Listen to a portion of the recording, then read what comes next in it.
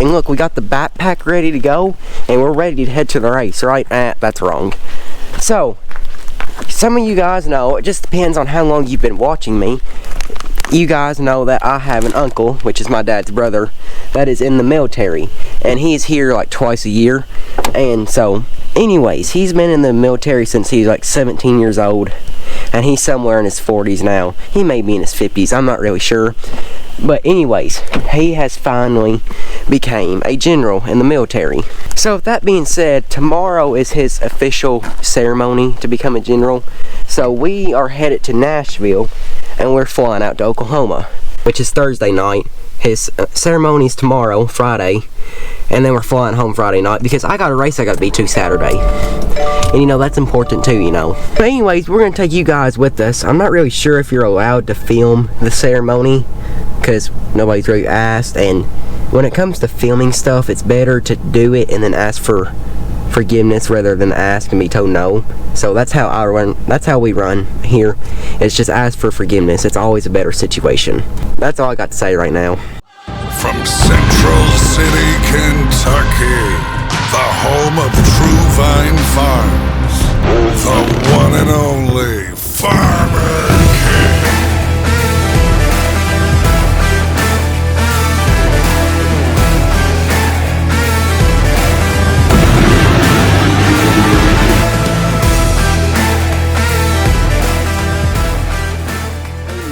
To Nashville, and we made it into the parking garage.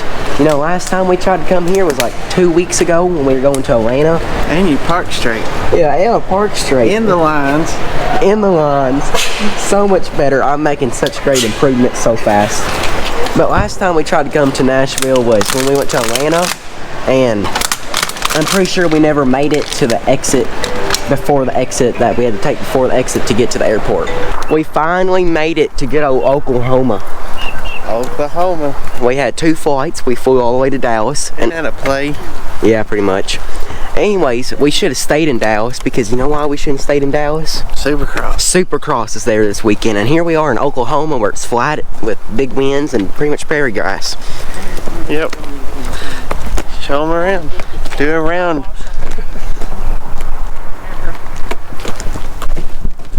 Out there, but I don't think she realized.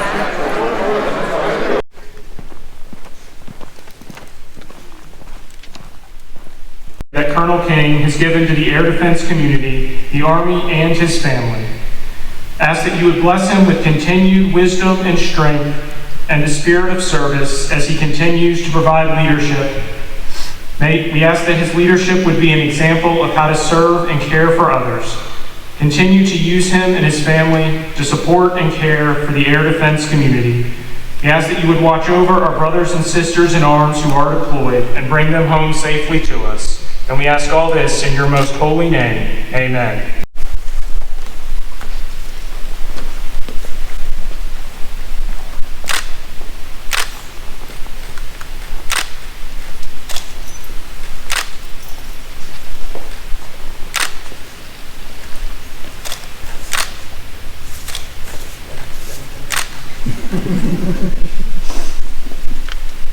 Do solemnly swear to support and defend the Constitution of the United States against all enemies, foreign or domestic, that will bear true faith, allegiance to the same, take this obligation freely, without any mental reservation or purpose of evasion, that are well and faithfully discharge the duties of the office upon which I'm about to enter. So help me God. Congratulations, bring it.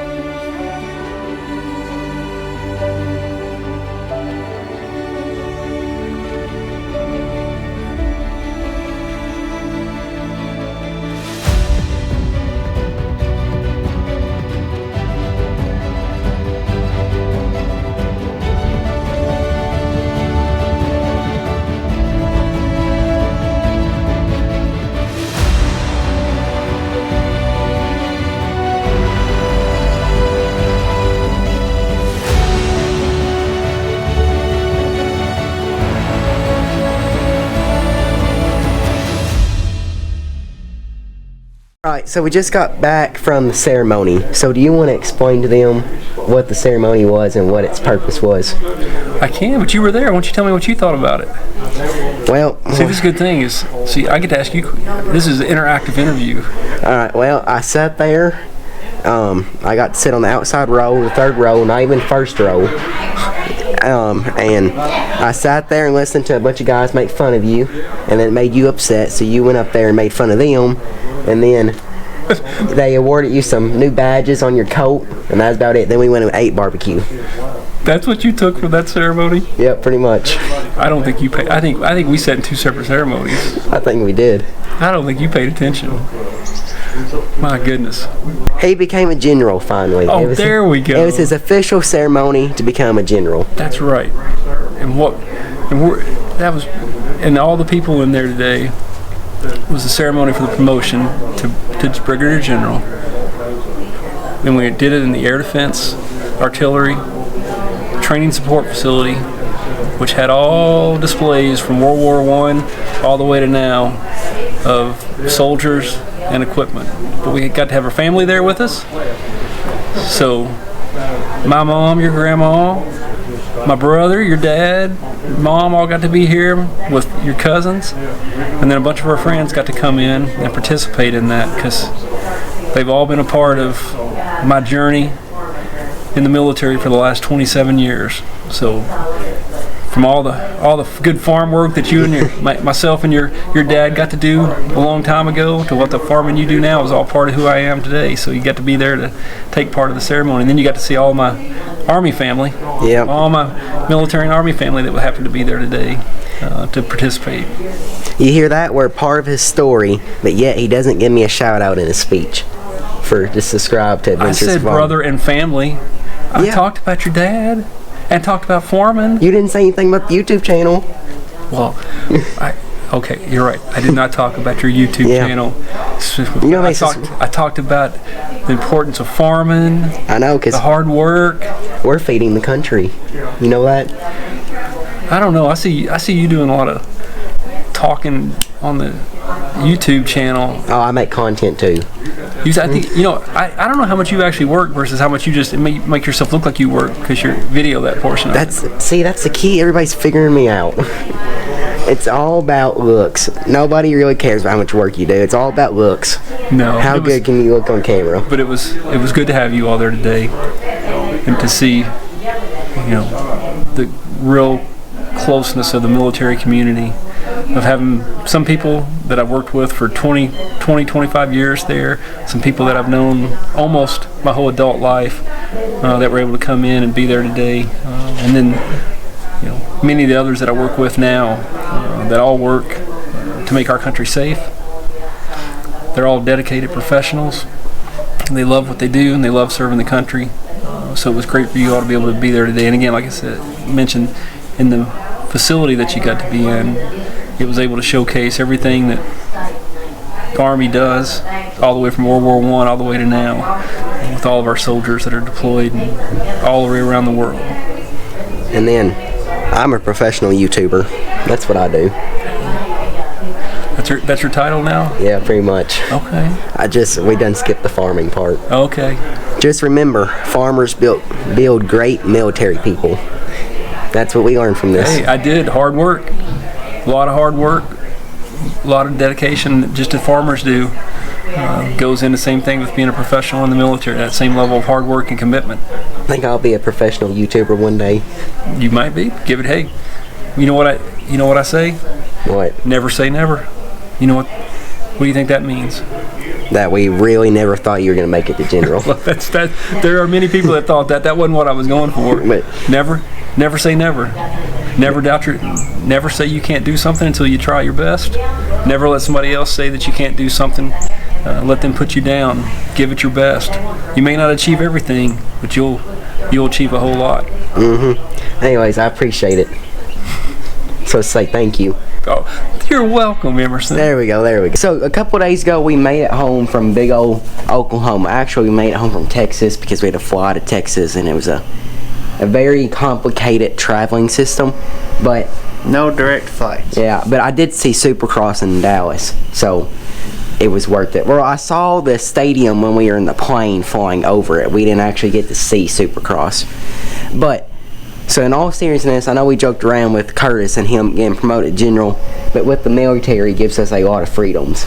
Oh yeah, that's pretty neat. You don't get to see that every day, and not everybody can say they've got a general in their family, but there are plenty of families, I would say almost every family's touched by the military in some sort of way, and we are very thankful for all the men and women that serve, so that we are able to come out here and do this, and hopefully if some of them watch, they get a little joy or happiness out of the content that we put out. And we appreciate all of them very much, and then that's something special for my brother. He's dedicated his life to that, and to become general, that's pretty neat. And you know, here before long they're off to the family's moving to another country for a while, Germany. So you know, that's something that when you're in the military, you go when they say go and where they say go. Well, you say the family, his two oldest kids are in college, so they'll stay in the States, and then his youngest one will be a senior in high school next year. Yeah, so it's not just a sacrifice of them, it's the family sacrifice, and that's all over for all of our men and women that serve. We appreciate it, and thank you. So also, while we are in the museum, that place, I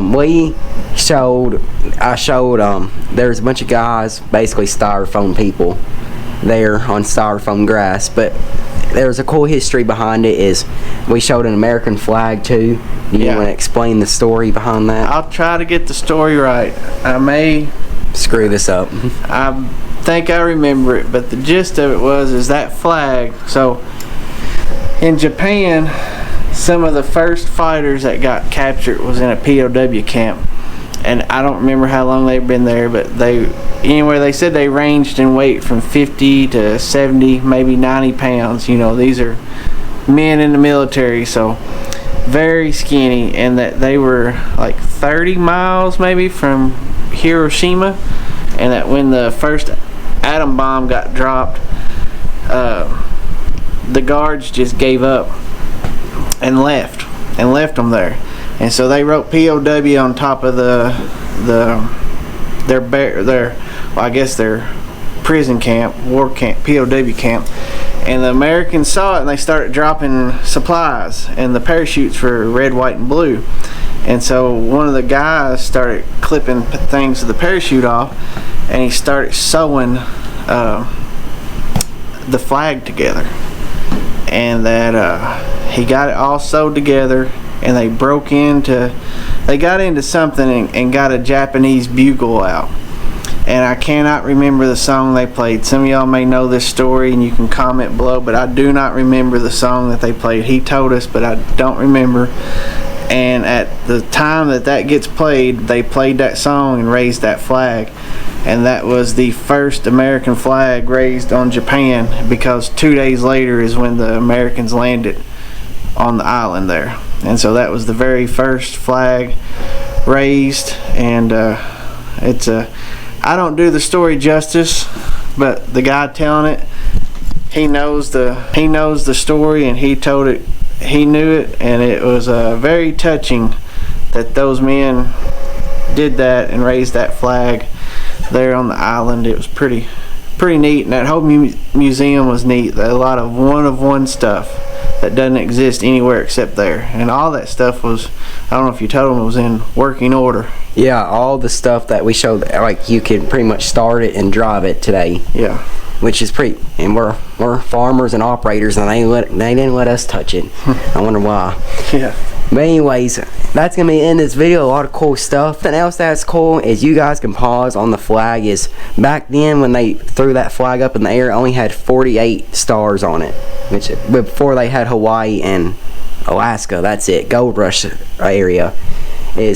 That was before we had those in the United States too, so that's something cool. But anyways, thank you guys for watching. We'll see you in the next one. Remember, faith, family, farming. See you in the next one.